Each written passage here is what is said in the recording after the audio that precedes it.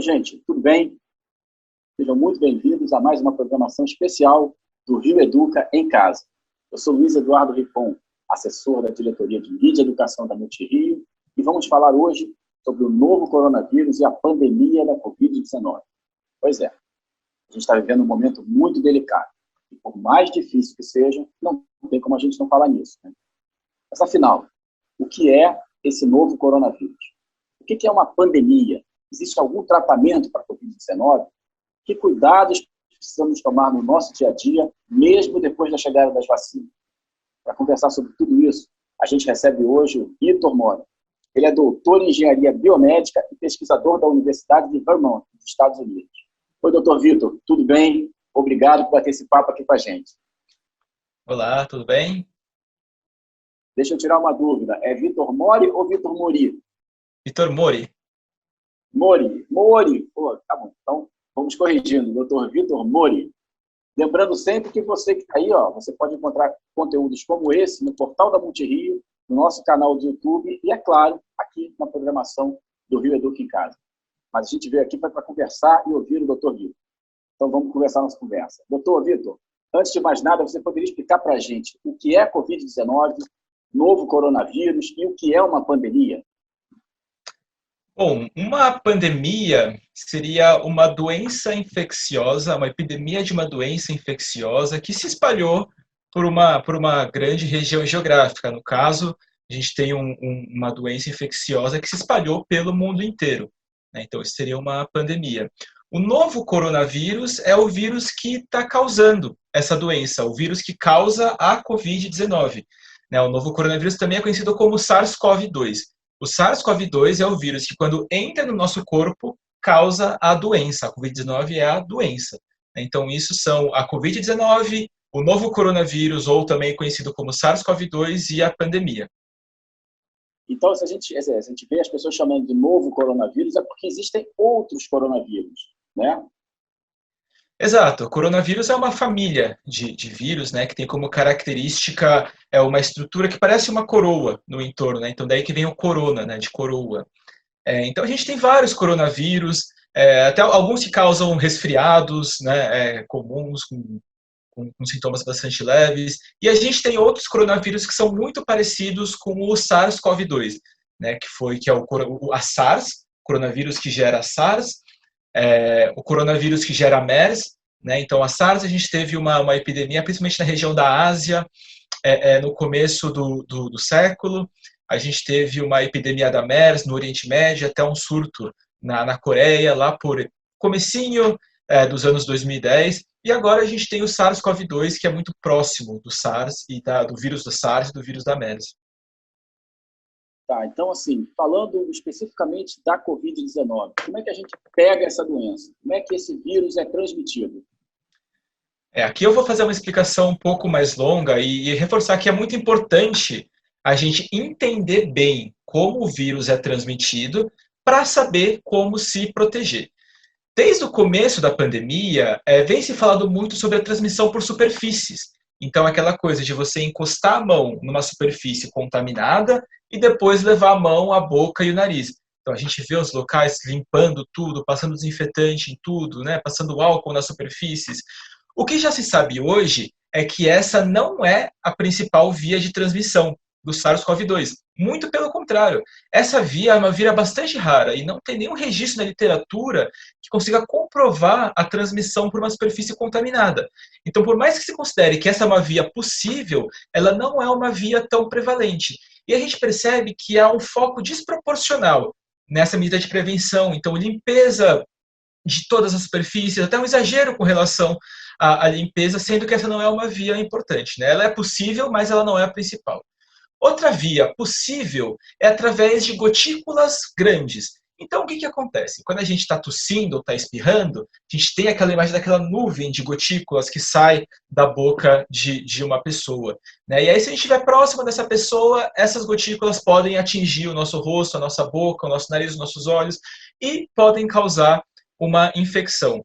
Essa também não é considerada a via mais importante, a deposição, né, dessas partículas maiores. Para essas partículas maiores, O distanciamento físico é importante, então tentar manter a maior distância possível das pessoas, e o uso da máscara também é bastante importante. Agora, a terceira via de transmissão, que é a via mais importante, é a inalação de pequenas gotículas e aerosóis. Então, vamos tentar destrinchar um pouco o que são esses termos, aerossóis, inalação, gotículas, né? Quando uma pessoa está falando, ou até respirando, a pessoa não precisa nem estar tossindo, não precisa nem estar espirrando, só o ato de falar e de respirar gera gotículas muito pequenininhas, e essas gotículas muito pequenininhas, por serem muito leves, elas ficam flutuando no ar. Elas ficam no ar. E aí, quando tem uma pessoa infectada, né, essa pessoa ela pode emitir essas gotículas e aerossóis com o vírus. Esse vírus vai ficar no ar, essas partículas com vírus vão ficar no ar, flutuando. E uma pessoa suscetível, quando ela inala, quando ela respira, ela acaba colocando essas partículas com o vírus dentro do corpo dela. E aí ela acaba se infectando. Então, aí é muito importante a ventilação do ambiente, o distanciamento físico e o uso da máscara. Para a gente ter uma intuição um pouco melhor, eu gosto de fazer analogias, para a gente entender melhor como que é essa transmissão por inalação. Todo mundo já conhece o desodorante. O tubinho de desodorante, a latinha que a gente aperta, né? E aí sai aquela nuvem que fica flutuando e aquele cheiro forte fica na sala. Então vamos supor que cada pessoa, uma pessoa infectada é uma pessoa que está com o desodorante na mão, apertando o desodorante sem parar. E o nosso objetivo é inalar a menor quantidade daquele desodorante. Então, o que acontece? Se eu tiver num espaço fechado, mal ventilado, então eu e uma pessoa numa sala, sem nenhuma janela e com a porta fechada, totalmente sem ventilação.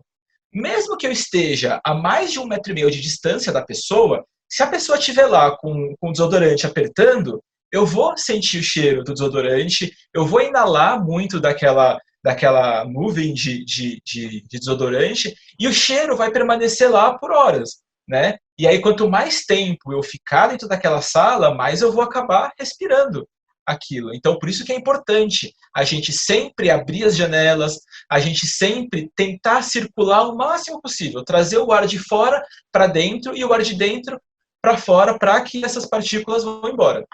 Mas agora, se eu pegar o desodorante e apertar ele ao ar livre, então eu estou num parque, todo aberto, sem ninguém por perto, e aperto o desodorante. Essa nuvem ela vai se diluir, ela vai se dispersar muito rapidamente no ar atmosférico. Então os riscos são muito menores. E a mesma coisa acontece para a transmissão por aerossóis do SARS-CoV-2. Os riscos são muito menores ao ar livre. Só que assim, se eu estiver muito perto da pessoa e a pessoa pegar o desodorante e jogar direto na minha cara, aí não tem jeito, né? Aí a gente vai acabar inalando uma quantidade enorme. Então, ao ar livre, o mais importante é manter a distância um do outro, né? E evitar o contato face a face por um período prolongado. Então, se você for encontrar seu amigo na rua e quiser conversar com ele, ver como é que ele está, coloque os dois a máscara, né? Mantenha uma certa distância e tenta fazer esse contato de forma mais breve possível. E sempre fazer ao ar livre. E aí, por último, se você estiver usando a máscara bem ajustada ao rosto, sem vazamento, uma máscara de boa qualidade, é como se a pessoa não estivesse apertando o desodorante. Então, eu sempre reforço que o tripé da prevenção é usar uma máscara de boa qualidade, corretamente, bem ajustada ao rosto, ventilar ambientes internos, mas de preferência fazer atividades ao ar livre, onde os riscos são muito menores. E o terceiro ponto é manter o distanciamento físico. E em espaço fechado, o distanciamento físico, quanto mais distante, melhor. Quanto maior o distanciamento, mais seguro.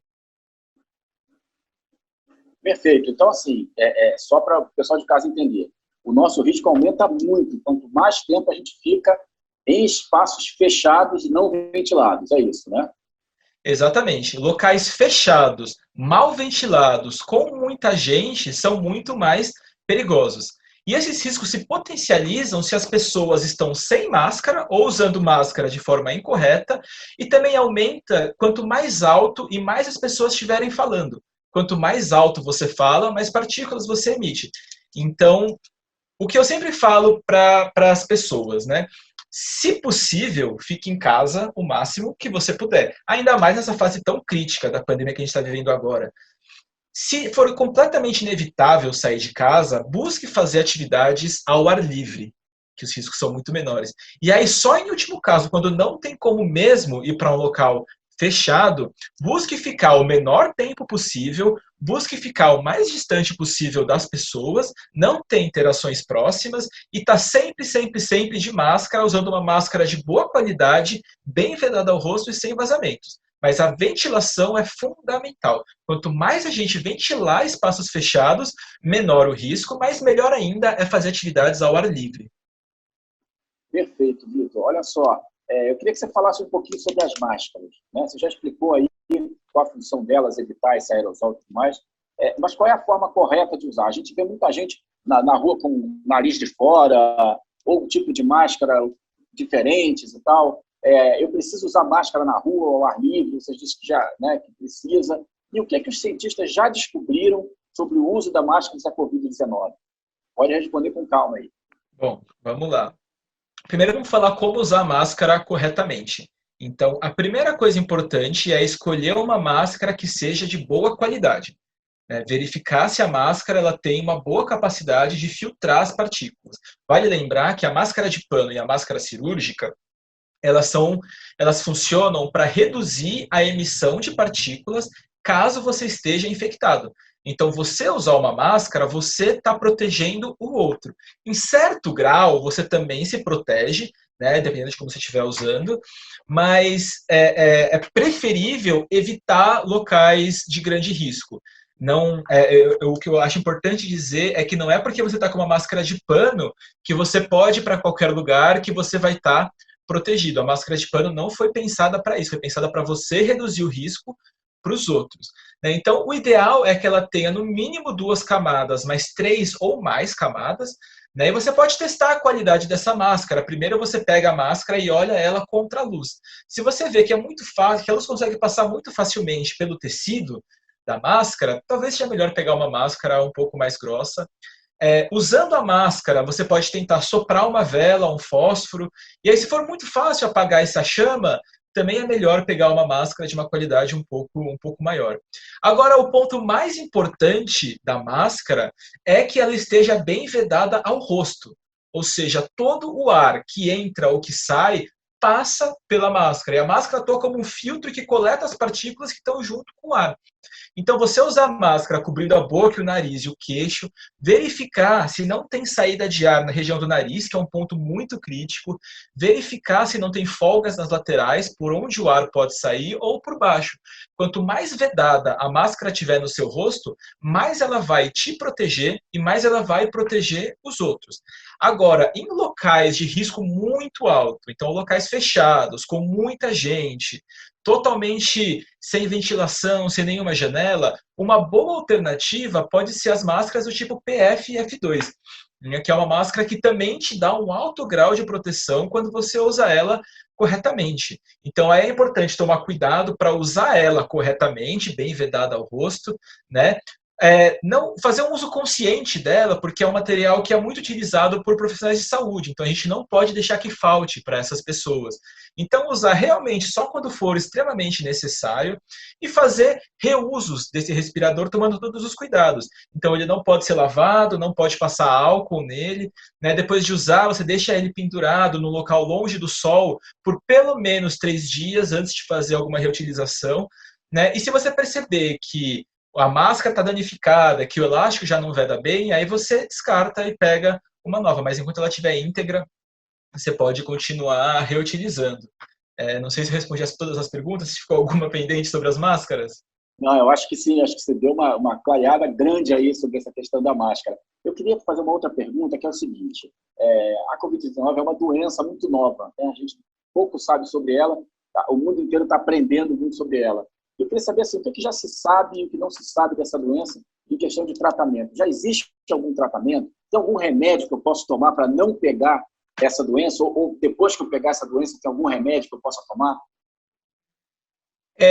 Não existe remédio preventivo. As pessoas falam muito em tomar ivermectina de forma preventiva, cloroquina de forma preventiva, né? Ou até tomar ivermectina, cloroquina, azitromicina depois que você já está infectado para se curar.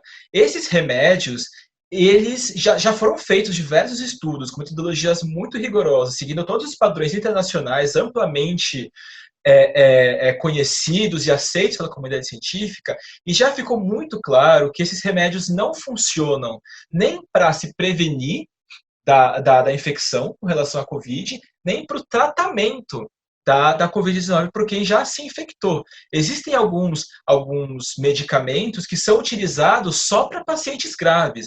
Alguns pacientes graves podem utilizar alguns medicamentos, mas numa fase inicial eles podem ser muito prejudiciais, né, para o paciente. Então é uma coisa que só para casos, situações de um agravamento da doença.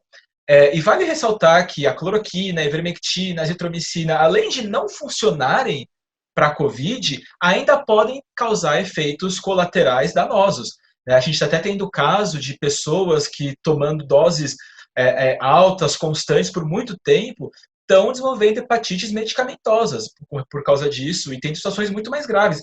Pessoas que estão tendo quadros agravados pelo abuso de medicamentos. Então é importante dizer que o que a gente tem para prevenir a infecção hoje é, primeiro, ficar em casa o máximo que a gente puder, usar máscaras de boa qualidade, bem ajustadas ao rosto, ventilar ambientes internos, mas de preferência evitar ambientes fechados e preferir ambientes abertos. E, além disso, a gente tem as vacinas, né?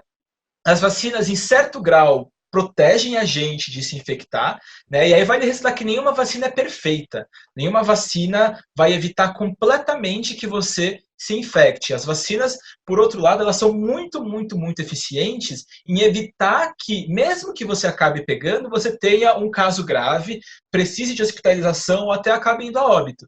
Então é muito importante que a gente acelere a vacinação, que a gente tente aumentar o máximo possível a cobertura vacinal, né? E que as pessoas que podem tomar vacinas já façam isso, não tenham receio. Vale ressaltar que as vacinas, elas passam por testes extremamente rigorosos que seguem todos os protocolos científicos, tanto para garantir a segurança, né? Ou seja, que a pessoa que vai tomar a vacina não tenha nenhum problema por causa da vacina, tanto para garantir a eficácia, garantir que a vacina de fato funciona para te proteger em certo grau de se infectar, mas principalmente para te proteger de ter um caso grave. Então a gente tem agências regulatórias extremamente rigorosas no mundo inteiro, que já estão fazendo esses testes, já estão avaliando a qualidade das vacinas, já estão dando laudos indicando que elas são de fato seguras e eficazes. A gente tem a Anvisa no Brasil, que já aprovou algumas vacinas que já estão prontas para ser utilizadas. Então, assim, é um caminho muito longo que a vacina percorre até chegar no posto de saúde e ser inoculada no nosso braço, né? Então, quando ela chega no nosso braço, a gente pode ter confiança de que aquilo foi testado, tem segurança e tem eficácia, né? Exatamente. Muitas pessoas acabam ficando um pouco receosas, outros que falam, nossa, a vacina é desenvolvida tão rapidamente, será que é segura, será que é eficaz? As vacinas foram desenvolvidas rapidamente porque a gente teve um esforço dos cientistas como a gente nunca viu antes na história para desenvolver as vacinas rapidamente. Então foi um trabalho de muita gente que passou noites e noites em laboratórios, em clínicas, fazendo os testes para que a gente tenha vacina o quanto antes. Elas passaram por todos os processos, né, por todas as fases clínicas, todos os estudos clínicos, fase 1, fase 2, fase 3. Então, primeiro testou com um número pequeno, depois testou no número maior, depois abriu para muita gente, né? E em todas as fases foi atestada a segurança e a eficácia no que o estudo se propôs a avaliar, né? Então, eu reforço, as vacinas que estão aprovadas para uso, que estão disponíveis nos postos de saúde, são seguras e são eficazes, diferentemente de alguns medicamentos que os estudos não mostraram isso. As vacinas funcionam e é muito importante que a gente tome as vacinas e que a gente aumente a disponibilidade e possa acelerar o máximo possível a cobertura vacinal. Ô Vitor, se você me permite, eu queria te fazer uma pergunta agora mais do nível pessoal. Tá? A gente está vendo aí que você é um cara jovem e você já é um pesquisador, já é um cientista. Como é que surgiu o seu interesse pela ciência? E como é que foi a sua trajetória profissional, assim, rapidinho, porque a gente tem muitos estudantes que estão assistindo a gente e, de repente, a sua trajetória pode inspirar alguém que tem o sonho de se tornar um cientista. Né? Bom, eu desde muito novo sempre tive muito interesse por física, matemática, né? Eu sou formado em física, E aí, quando eu era muito novo, quando eu entrei no ensino fundamental, eu ganhei bolsa de estudo num colégio particular para estudar. E nesse colégio tinha muita Olimpíadas científicas. Então, Olimpíada de Matemática, Olimpíada de Física, de Química, de Astronomia. Então, tinha. E agora até é uma coisa que está se popularizando, né? A gente tem a OBMEP, a Olimpíada Brasileira de Matemática das Escolas Públicas, Olimpíadas de Física também. Então, desde muito novo, desde o ensino fundamental, eu sempre gostei muito de participar das Olimpíadas de Física, principalmente as de Física. Né? Então, participei de Olimpíada Paulista, eu sou de São Paulo, Olimpíada Brasileira, né? Fui para a Olimpíada Internacional de Física, quando eu estava no terceiro ano do ensino médio, representei o Brasil na Olimpíada Internacional de Física, e sempre gostei muito dessa parte. E aí, na faculdade, fui cursar Física, que era a área que eu gostava muito, e durante o curso de Física na faculdade, eu acabei tendo muito contato com a área de biologia e de medicina, né? E acabei aproximando muito dessa interface entre a ciência. A gente acaba no colégio tendo a impressão de que cada coisa é no seu quadrado. A física é aqui, a matemática é aqui, a biologia é aqui. E no mundo real não é assim. No mundo real, a medicina conversa com a física, conversa com a matemática. A biologia é muito próxima da química. A biologia conversa com a física. A informática, a programação faz parte do cotidiano de muitos médicos, de muitos biólogos.